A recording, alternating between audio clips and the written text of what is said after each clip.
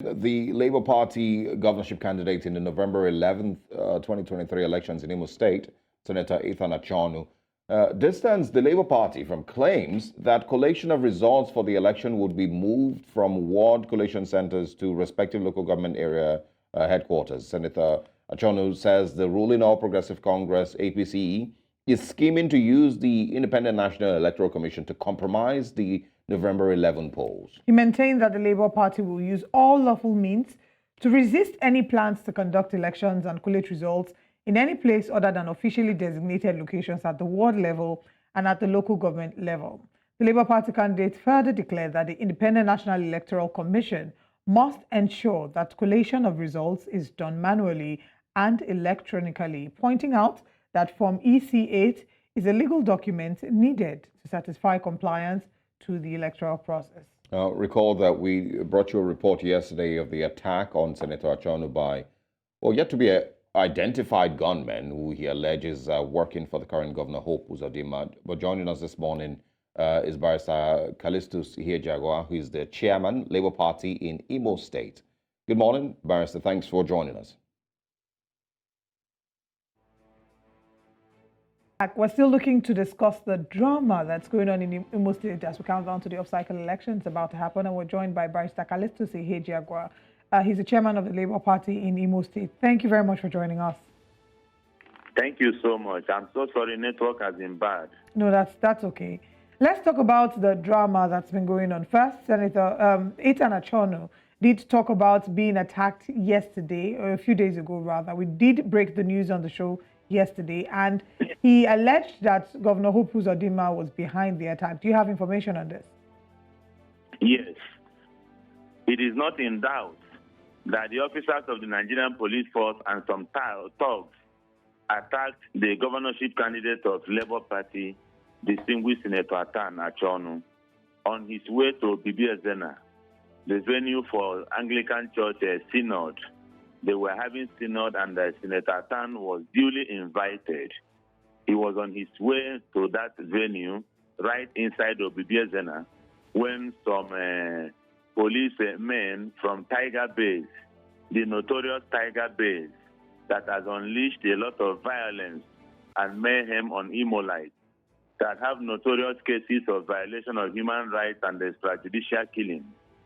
They blocked the road with armored tanks and police personnel, majority of them with mufti and other thugs and armed men who are not policemen. They all blocked there that Senator Athan Achonu will not gain entrance into the road that leads to the church.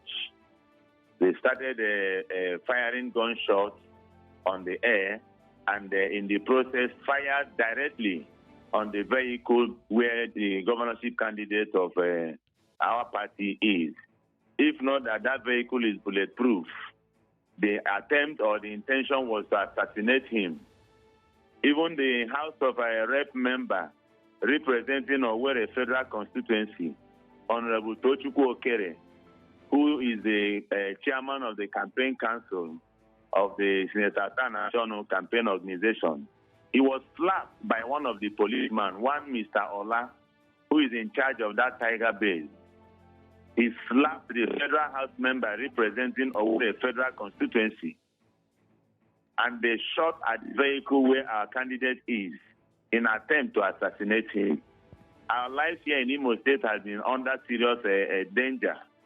Our lives are being threatened every day, attempts of an assassination and a threat to our lives. That is how bad Imo State has degenerated under Hope Uzodinma's desperation for a second term. Yeah, but, is there any, evidence that these persons, that attacked your principal and, of course, the candidate of the Labour Party, is there any evidence that these are in any way connected to the state governor, Hope Uzodinma, or to the APC? Yes, there is. One of the evidence, number one, these tiger base are directly attached, and they are working with government house and the governor's, what is it they call him? They call him the security chief. That is one Chinas and one Eri.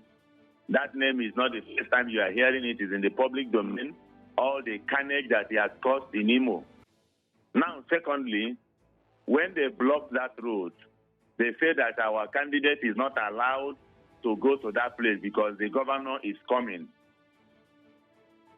How can you prevent the governorship candidate of Labour Party from attending the church that is duly invited because, according to them, they have instruction not to allow him to go there because the governor was coming to that occasion? All right, let's now go back to what exactly the update is with Joe Ajaero. Unfortunately, we did hear about the attacks, and we talked about it with you here. Several reports, there had been reports about him battling for his eye, further reports of him potentially being flown abroad for further treatment. Do you have update on that story? On the issue of a Labour president, yes, please. Joe Ajaero, yes, that was badly brutalized. Yes. I don't have updates on his status at the moment, but I'm aware that NLC, they have met yesterday in Abuja. We are still waiting to hear the outcome of the meeting. But as for updates on his personal health, I don't have it at the moment. All right. We're also hearing, from the reports, that there are allegations that results are meant to be, or the allegations that results will be collated in a place separate from what the, what INEC has designated as result collation areas. Can you verify if these are true? I'm just seeing that the Labour Party is saying that they must ensure the collation of results is done manually and electronically. And of course, that the Form EC8 is a legal document and the electoral process must comply with it. So can you clarify what those allegations are about? Is anyone trying to move collation of results to a secret location or anything like that? Yes, that is what APC is planning to do at the moment. Because all their plans is to rig election. They have no plans of canvassing for votes and winning through the ballot boxes.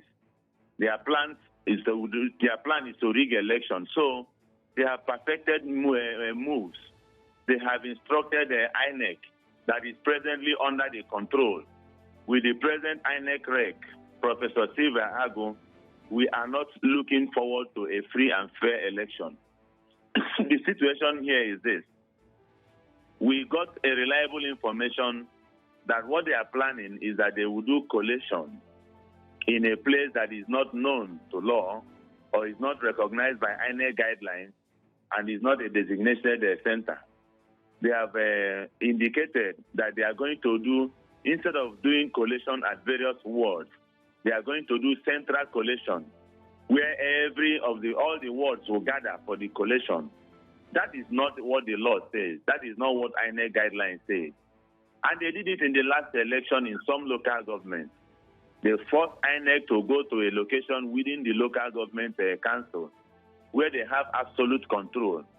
And they chased away all the agents of other political parties minus APC, daring they wrote the results. That is the same thing they are planning. And we heard that the meeting the INEC chairman had with the INEC officers, the EOs, they told him that is what they are going to do. But the good news is that INEC chairman is presently in Imo State. We have been invited to a meeting with him today by 3 p.m. When we go there, we are going to make our demands very clear and loud that the law permits collations to be done only at the ward collation centers and at designated places. Any collation done outside those places is null and void as far as the Electoral Act and INEC guideline is concerned. All right, now let's talk about the security apparatus. We've seen the security seemingly beefed up in the news in Kogi, in Bayelsa, in Imo State. Would you say that the residents of Imo necessarily feel as secure and ready to turn up at the elections, or at the polls rather? Sorry, I didn't get the question. I said we've seen conversations or notices from our security apparatus stating that they're beefing up security in Kogi, Bayelsa, and Imo. In Imo State, there, would you say that citizens necessarily feel very ready or very ready security-wise? And do you think that a large number of citizens would turn out at the polls without fear of insecurity challenges? The majority of Imolites are very, very apprehensive and afraid. They are afraid because we are not yet satisfied with the arrangement the security operatives have. At the moment, I want to commend the Inspector General of Police for some steps he has taken so far. When he was here last week, we had meetings with him, and we made a demand that the Commissioner of Police should be removed because he's apparently compromised. I thank the IGP for listening to our cries, and he has announced the redeployment of the Commissioner of Police. We are yet to hear the next person that is coming to take over. At the moment, we have also seen the presence of men of the Nigerian police and some other security agents. But we are asking for more. The number we have seen so far is not enough. And secondly, there was something I told the IGP, and I've kept saying, it's not the number of police or army deployment that is the issue. What is the instruction given to these men? If the instruction is not to ensure a free and fair election, if they have been given instruction to stand and watch APC unleash terror and intimidation on us, then their number will make no meaning. So let the IGP make sure that he's giving them order to be neutral and to do their job professionally and to protect Imolites irrespective of political affiliation. We have never asked the security agents or INEC to favor Labour Party, no.